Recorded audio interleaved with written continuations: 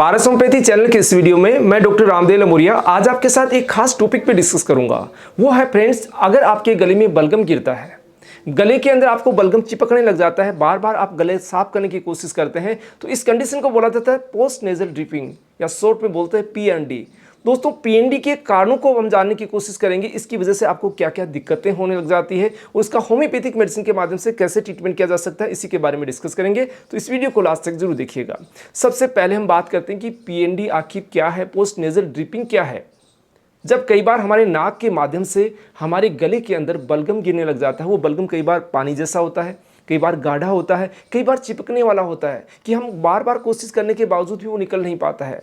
तो उसकी वजह से क्या होती है, बार बार आप गला साफ करने की कोशिश करते हैं, गले को क्लियर करने की कोशिश करते हैं। जैसे सुबह उठते हैं, आपके गले में बलगम जमा हुआ रहता है, तो सुबह बार बार आ करके आप इसको गले को साफ करते हैं। उसकी वजह से क्या होता है, गला आपके अंदर आपको खराश होने लग जाती है, गले में दर्द की शिकायत होने लग जाती है, आपकी आवाज़ चेंज होने लग जाती है।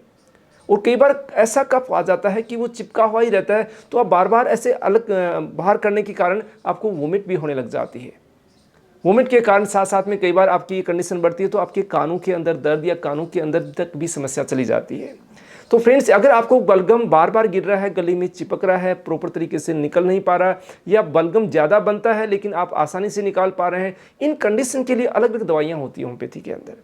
तो उसके बाद में हम डिस्कस करेंगे। उससे पहले जानते हैं उसके कारण को, कि बहुत सारे लोगों को जल्दबाजी होगी कि पीएनडी की हमें मेडिसिन बता दो, हम ठीक हो जाएं। फ्रेंड्स, अगर इसका प्रॉपर कारण आप जान पाते हैं तो उस प्रॉपर कारण का ही आप ट्रीटमेंट करेंगे, तभी आप परमानेंटली ठीक होंगे।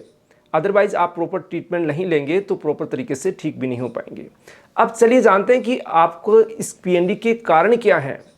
कि कारण है आपको, यानी कि नाक से बलगम आपके गले में गिर रहा है, तो उसका मुख्य कारण क्या है, नाक में आपको राइनाइटिस की प्रॉब्लम, यानी नाक के अंदर कोई सूजन हो सकती है, एलर्जिक राइनाइटिस की प्रॉब्लम हो सकती है, आपके साइनस के अंदर इन्फ्लामेशन हो सकता है जिसको हम बोलते हैं साइनोसाइटिस, आपके नाक के अंदर कई बार मांस बढ़ने लग जाता है, नेजल पॉलिप्स की समस्या के कारण भी ऐसा होता है।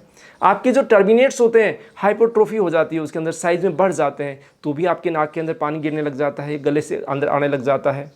या फिर कुछ ऐसी कंडीशंस होती है जिसके अंदर आपको एलर्जिक सिचुएशन डेवलप होकर गले में कफ बढ़ने लग जाता है। इसके साथ में कई बार आपको बार बार कोई वायरल इन्फेक्शन हो रहा है, कई बार जुकाम के वायरस से आपको बार बार इन्फेक्ट कर रहे हैं, तो भी आपको ये समस्या देखी जा सकती है। या कुछ ऐसी सर्टेन मेडिसिन होती है जो आपको एलर्जिक कंडीशन डेवलप करती है, वो आपके नाक के अंदर बलगम आने लग जाता, नाक के थ्रू आपके गले में बलगम आने लग जाता है। या कई बार आप देखते हैं कि जिनको एसिड रिफ्लक्स की समस्या होती है, आपकी जो रात को खट्टी डकारें आती है, वो कई बार जो खट्टा पानी होता है पेट का, वो नाक तक आके वापस चला जाता है, तो नाक को इरिटेट कर देता है, उसकी वजह से आपको पोस्ट नेजल ड्रिपिंग होने लग जाती है। या फिर आपको डीएनएस, ये नाक की हड्डी टेढ़ी होती है तो आपका नाक थोड़ा सा बंद रहता है, तो वो जो फ्लो डिस्चार्ज होता है बाहर आना चाहिए, वो आपके गले में उतरने लग जाता है।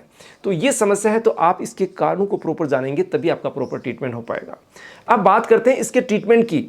बहुत सारे लोग लंबे समय से परेशान हैं, लंबे समय तक दवाइयाँ लेते हैं, कुछ समय के लिए राहत मिलती है, फिर वापस ये समस्या बनी रहती है। तो इसके कारण को जान के अगर होम्योपैथी ट्रीटमेंट लेते हैं तो परमानेंट आप इससे राहत पा सकते हैं। तो चलिए बात करते हैं कुछ ऐसी मेडिसिन की जो जनरली यूज की जाती है। तो सबसे खास मेडिसिन है दोस्तों हीपर सल्फ। हीपर सल्फ की जो मरीज होते हैं, पेशेंट होते हैं, उनके अंदर हाइपर सेंसिटिविटी होती है, हल्का सा ठंडा गर्म होता है या टेम्परेचर चेंज होता है, हल्की सी ठंडी हवा उनको लग जाती है तो जुकाम पकड़ जाती है, जुकाम पकड़ते हैं उनके नाक के थ्रू गले के अंदर कफ आना स्टार्ट हो जाता है। यानी कि हल्की सी ठंडी हवा भी उनको इफेक्ट करती है। एलर्जिक जो पेशेंट्स होते हैं उनके अंदर सबसे बेस्ट मेडिसिन है हीपर सल्फ। अब कंडीशन आती है दूसरी, जिन लोगों को कफ गले में उतरता है लेकिन वो कफ चिपकने लग जाता है, जिसको हम अच्छी तरीके से बाहर नहीं कर पाते हैं, ऐसे लगता है कि तार की तरह ये आता है तो भी बिल्कुल तार की तरह बाहर आता है और बड़ी मुश्किल के साथ में उसको आउट कर पाते हैं, तो उस कंडीशन में स्टिक्टा पल्मोनिया एक मेडिसिन होती है जिसका आप यूज़ कर सकते हैं। इसकी 30 पावर को 2 से 3 बूंद जीभ पे डाल कर ले सकते हैं, या 4 से 5 बूंद आधा कप पानी में भी इसको लिया जा सकता है। इसके अलावा 3rd नंबर की जो मेडिसिन है दोस्तों, सेंगोनेरिया नाइट्रिकम। सेंगोनेरिया नाइट्रिकम की जो कंडीशंस होती है, इसके अंदर नाक में आपको कफ बनता है लेकिन बार बार गले में चला जाता है। इसकी नाक के अंदर आपको नेजल पॉलिप्स की समस्या हो सकती है, आपको जो टर्मिनेट्स होते हैं हाइपरट्रोफी की समस्या हो सकती है, उस कारण से आपके नाक में बलगम बन के गले में उतर रहा है, तो उस कंडीशन में सबसे बेस्ट मेडिसिन है सेंग नाइट्रिकम। तो सेंग नाइट्रिकम का आप अच्छी तरीके से 2 से 3 बूंद जीभ पे 30 पावर को ले सकते हैं, या 5 बूंद आधा कप पानी में डाल के लिया जा सकता है। इसके अलावा नेट्रम म्यूरेटिकम एक ऐसी मेडिसिन होती है जो कुछ एलर्जी कंडीशन के साथ में जिन लोगों को साइनोसाइटिस की प्रॉब्लम होती है, फ्रंटल साइनोसाइटिस की दिक्कत है, वो बलगम उसका उतर रहा है, सीधा के सीधा गले में जा रहा है, वो अगर समस्या है, बार बार आपको जुकाम लग जाती है, नाक से पानी आता है, साथ में गले में आपको बलगम बार बार जमा हो रहा है, तो उस कंडीशन में नेट्रल म्यूटिकम सबसे बेस्ट मेडिसिन है।